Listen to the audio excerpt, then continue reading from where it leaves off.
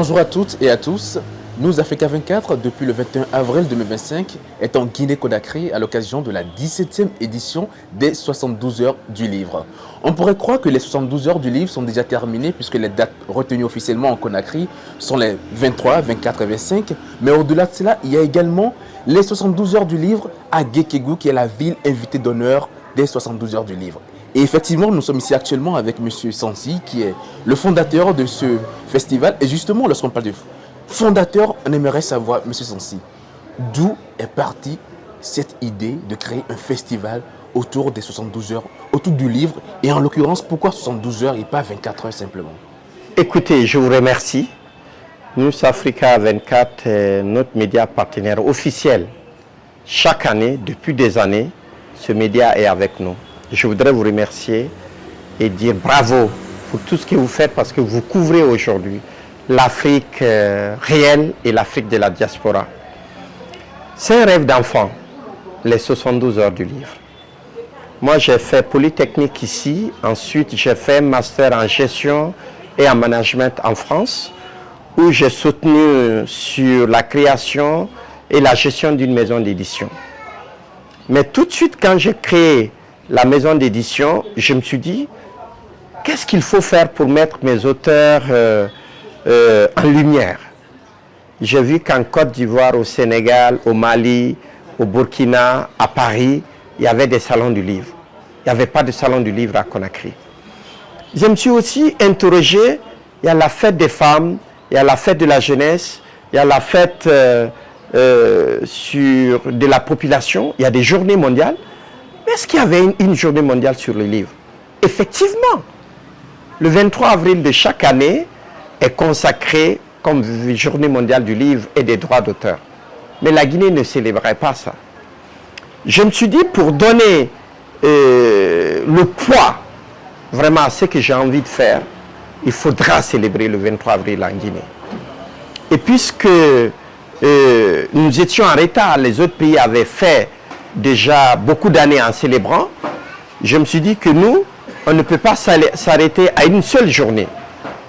On peut proroger, on peut en faire 3. Et 3 fois 24, ça fait 72 heures. D'où la naissance des 72 heures du livre de Conakry. Donc les 72 heures du livre, c'est pour célébrer le 23 avril, la journée mondiale du livre. Mais puisque nous étions en retard, on veut rattraper les autres pays.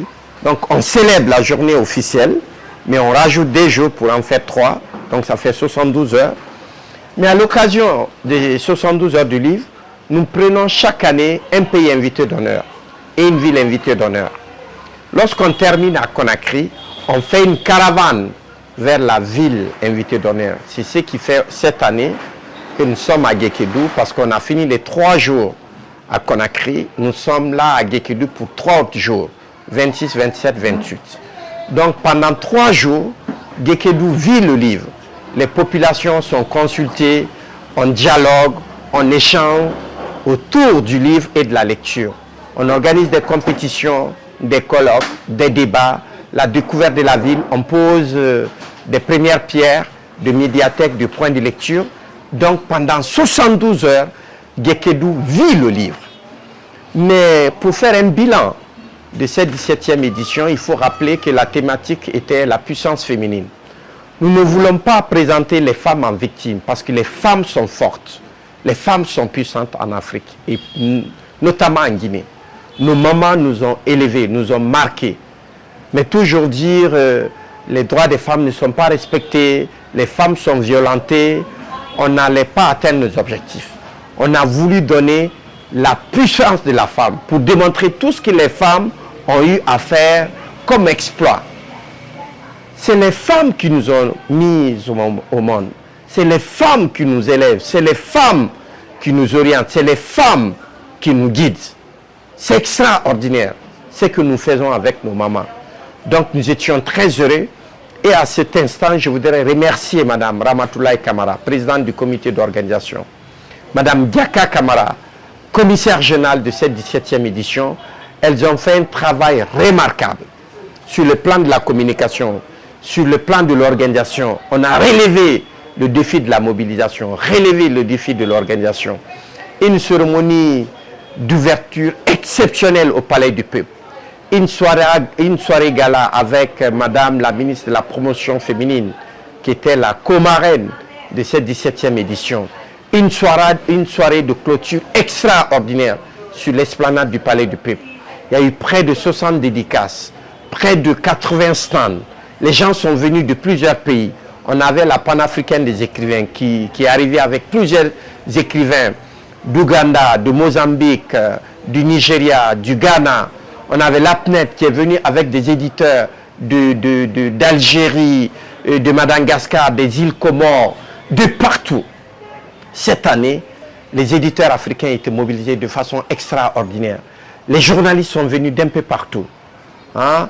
L'association de la presse étrangère, nos amis sont venus de partout. On avait des invités de qualité. Donc cette 17e édition était vraiment à la hauteur.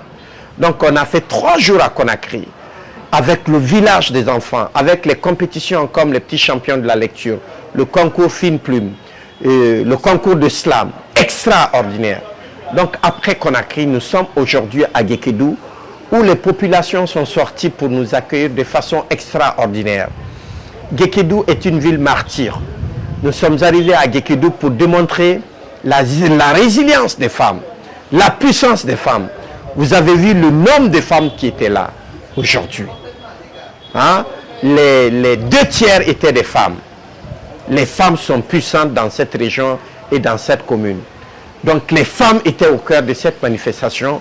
Vous avez vu l'accueil, les artistes, les autorités, les ministres mobilisés. Même le ministre de la Culture était avec nous.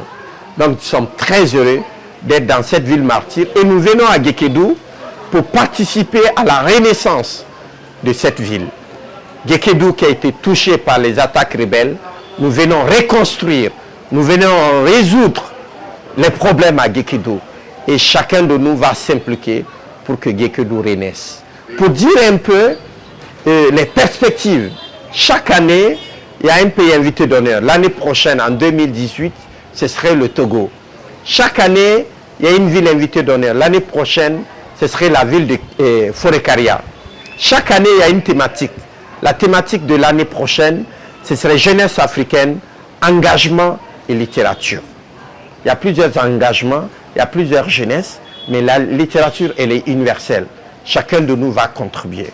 Donc, nous allons faire en sorte que les Africains, la jeunesse africaine puisse venir de partout, participer à cette fête du livre. Notre vision, c'est quoi? Abidjan a les arts du spectacle, avec le Massa. Dakar a les arts contemporains, avec la Biennale des arts de Dakar. Bamako a la photo, avec la Biennale de la photographie du Mali. Ouagadougou a le cinéma, avec le FESPACO. Conakry, dans les 10 prochaines années, va avoir le livre. Et d'ailleurs, nous avons présenté notre candidature pour être ville créative de l'UNESCO. Le 3 mars dernier, nous avons déposé notre dossier de candidature. Si Conakry est retenu, nous serons parmi les 350 villes du réseau Villes Créatives et nous serons spécialisés en littérature.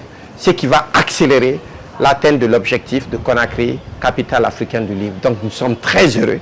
Pour résumer, nous disons merci au ministère de la Culture, merci au ministre secrétaire général du gouvernement, merci au ministre de la fonction publique, merci à l'ensemble du gouvernement, merci au Premier ministre, merci au ministère de la Culture. Et nous vous donnons rendez-vous les 23, 24, 25 avril 2026 pour la 18e édition, ce qui va consacrer vraiment cette manifestation, ce festival du livre. Et nous disons merci à l'ensemble des partenaires institutionnels, à l'ensemble des partenaires privés, à tous les participants de cette 17e édition.